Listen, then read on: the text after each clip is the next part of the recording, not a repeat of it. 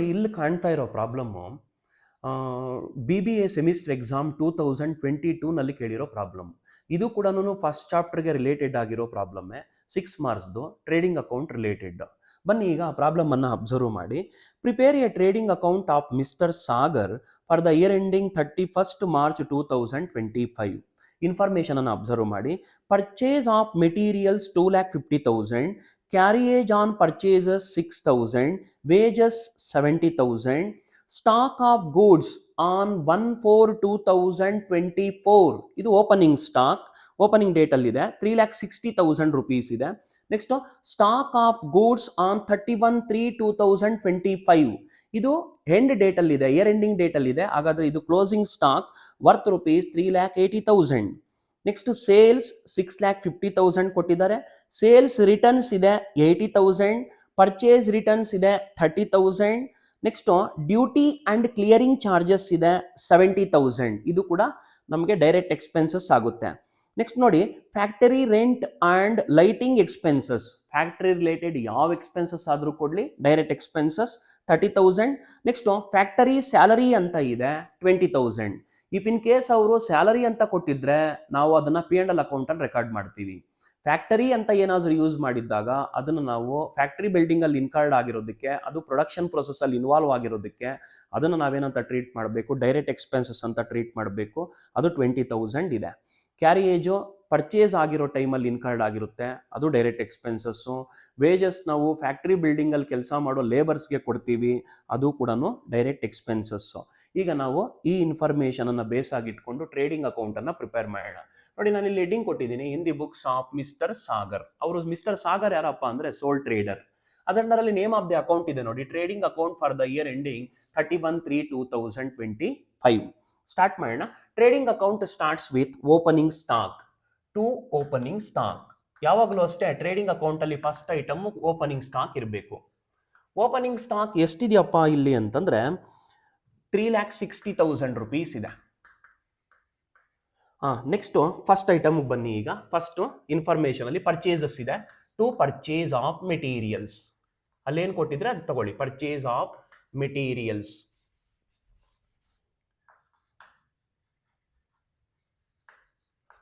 Purchase of materials. Gross purchases ಎಷ್ಟಿದೆಯಪ್ಪ ಅಂದರೆ 2,50,000 ಇದೆ, 250. ನೋಡಿ, ಇದಕ್ಕೆ ರಿಟರ್ನ್ಸ್ ಇದೆ, ಪರ್ಚೇಸ್ ರಿಟರ್ನ್ಸು 30,000 ಡಿಡಕ್ಟ್ ಮಾಡಬೇಕು. ಆಗ 30,000 ಡಿಡಕ್ಟ್ ಮಾಡಿದ್ರೆ ನಮಗಿನ್ನ 2,20,000 rupees ಬರುತ್ತೆ. ಇಲ್ಲಿ ಅಡ್ಜಸ್ಟ್ಮೆಂಟ್ ಇನ್ಕಾರ್ಪೊರೇಟ್ ಮಾಡ್ತೀನಿ, returns. Next carriage on purchases, to carriage on purchases. Purchase ಮಾಡಿರೋ ಗೂಡ್ಸು ಮಾರ್ಕೆಟ್ ಪ್ಲೇಸಿಂದ ಅಂದರೆ ಸಪ್ಲೈಯರ್ ಇಂದ ಬಿಸ್ನೆಸ್ ಪ್ಲೇಸ್ಗೆ ಇನ್ವರ್ಡ್ ಆಗೋದಕ್ಕೆ ಸಾಗಾಣಿಕೆ ವೆಚ್ಚವನ್ನು ಕೊಟ್ಟಿದ್ದಾರೆ. ಎಷ್ಟಾಗಿದೆಯಪ್ಪ ಅದು ಅಂದರೆ 6,000 rupees. Next wages, to wages. ನೋಡಿ, ಎಕ್ಸ್ಪೆನ್ಸಸ್ನೆಲ್ಲ ನಾನು ಡೆಬಿಟ್ ಸೈಡ್ ರೆಕಾರ್ಡ್ ಮಾಡ್ತಾ ಹೋಗ್ತಾ ಇರ್ತೀನಿ. Wages 70,000. Next item by sales, income. ಇದು ಸೇಲ್ಸ್ ಎಷ್ಟಿದೆಯಪ್ಪ ಅಂದರೆ 6,50,000 rupees ಇದೆ. ಇನ್ನರ್ ಕಾಲಮಲ್ಲಿ ಬರೀಬೇಕು, ಯಾಕಂದ್ರೆ ರಿಟರ್ನ್ಸ್ ಇದೆ. 6,50,000 ಮೈನಸ್ ರಿಟರ್ನ್ಸ್. ಸೇಲ್ಸ್ ರಿಟರ್ನ್ಸ್ ಎಷ್ಟು ಕೊಟ್ಟಿದ್ದಾರೆ ನೋಡಿ, ಸೇಲ್ಸ್ ರಿಟರ್ನ್ಸ್ 80,000 rupees ಇದೆ. 6,50,000 ಮೈನಸ್ 80,000 ಮಾಡಿದ್ರೆ 5,70,000 rupees ಬರುತ್ತೆ. ಆಯ್ತಾ? ನೆಕ್ಸ್ಟ್ ನೋಡಿ ಏನಿದೆ, ಈಗ ಕ್ಲೋಸಿಂಗ್ ಸ್ಟಾಕ್ ರೆಕಾರ್ಡ್ ಮಾಡಿಬಿಡ್ತೀನಿ, by closing stock.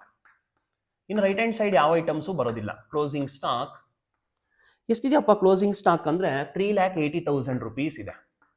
Opening stock debit side ಇದ್ರೆ ಕ್ಲೋಸಿಂಗ್ ಸ್ಟಾಕು ಕ್ರೆಡಿಟ್ ಸೈಡ್ ಇರುತ್ತೆ. ನೆಕ್ಸ್ಟ್ ಪರ್ಚೇಸ್ ರಿಟರ್ನ್ಸ್ ಆಯಿತು, ಸೇಲ್ಸ್ ರಿಟರ್ನ್ಸ್ ಆಯಿತು. ಈಗ duty and clearing charges. Duty and clearing charges. Duty and clearing charges direct expenses 70,000 debit side record ಮಾಡಿದೆ. Next factory rent and lighting expenses. Factory rent and lighting expenses ಎಷ್ಟಿದೆಯಪ್ಪ ಅಂದರೆ 30,000 rupees ಇದೆ. Record ಮಾಡಿದೆ. ಇನ್ನು last item ಯಾವ್ದಿದೆಯಪ್ಪ ಅಂದ್ರೆ factory salaries. Factory salaries factory salaries ಎಷ್ಟಿದೆ ಅಂತಂದ್ರೆ 20,000 rupees ಇದೆ.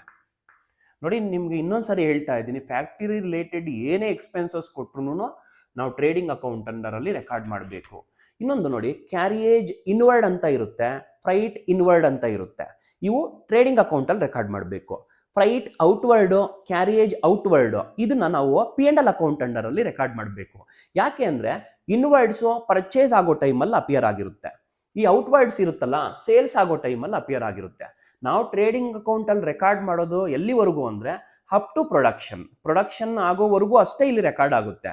ಈಗ ಬನ್ನಿ, ಈಗ ನಾವು ಟ್ರೇಡಿಂಗ್ ಅಕೌಂಟನ್ನು ಕ್ಲೋಸ್ ಮಾಡೋಣ.